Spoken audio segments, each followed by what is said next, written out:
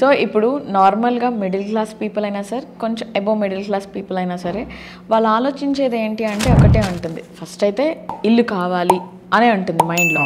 Next మనం కొంచెం savings చేసుకుంటాం, లేదు అంటే ఇంకొంచెం మొత్తాన్ని మనం బ్యాంక్స్ నుంచి లోన్ తీసుకుంటూ ఉంటాం. సో ఆ టైంలో కోట్లల్లోనే ఉంటున్నాయి సార్ ప్రెజెంట్ అయితే.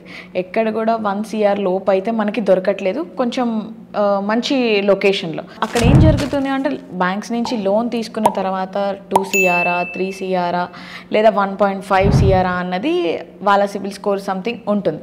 కానీ అక్కడ నార్మల్ పీపుల్ అన్నన్ని కోట్లు లోన్ తీసుకుంటే వాళ్ళ నెక్స్ట్ ఫ్యూచర్ అనేది అక్కడితో స్టాగ్నెట్ అయిపోతుంది కదా సార్. డెఫినెట్గా ఇక్కడ ఏమవుతుందంటే అఫోర్డబిలిటీ ఉన్నప్పుడే ఆ ప్రైస్కి వెళ్తారు. ఫర్ ఎగ్జాంపుల్ మీరు 1.5 CR 2.5 3.5 CR అన్నారు కదా, అఫోర్డబిలిటీ ఉన్నప్పుడే అక్కడికి వెళ్ళగలుగుతారు. అక్కడ ప్రాపర్టీ కొనడమే కాదు, రేపు మెయింటైన్ చేయడం కూడా సమస్య అవుతుంది.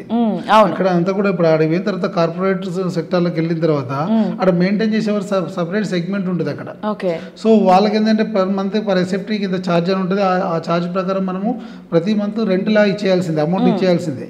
ఎందుకంటే అక్కడ సెక్యూరిటీ ఛార్జెస్ ఉంటాయి, మెయింటెనెన్స్ ఛార్జెస్ ఉంటాయి, ఎవ్రీథింగ్ వాళ్ళు ముందే క్లబ్ మెయింటెనెన్స్ ఛార్జెస్ ఉంటాయి, గార్డెన్ మెయింటెనెన్స్ ఛార్జెస్ ఉంటాయి, ప్రతిదీ ఉంటుంది వాళ్ళకు. ప్రాపర్టీని మెయింటైన్ చేస్తున్నాం వాళ్ళకి డబ్బులు ఇవ్వాల్సిందే.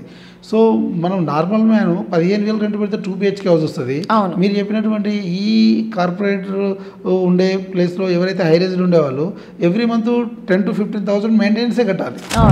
సో ఆ అఫోర్డబిలిటీ ఉన్న వాళ్ళే అటువైపు వెళ్తారు, లేని వాళ్ళు అవకాశం లేదు. స్టాండర్డ్ అపార్ట్మెంటో లేదా సెకండ్ సేల్ అపార్ట్మెంటో లేదా ఎసెప్టీ తక్కువ ఉన్న అపార్ట్మెంట్లో చూసుకొని వాళ్ళకి అఫోర్డబిలిటీ ఉన్న దగ్గర ఉండడానికి అవకాశం ఉంది. Minimum 50 to 1 CR between the ప్రైస్లో మనకు దొరికే అవకాశం ఉంది స్టాండర్డ్ లోన్ అపార్ట్మెంట్లో, మిడిల్ ఆఫ్ ది టౌన్లో ఎక్కడైనా వాళ్ళు ఉండేటువంటి ఏరియా అయినా.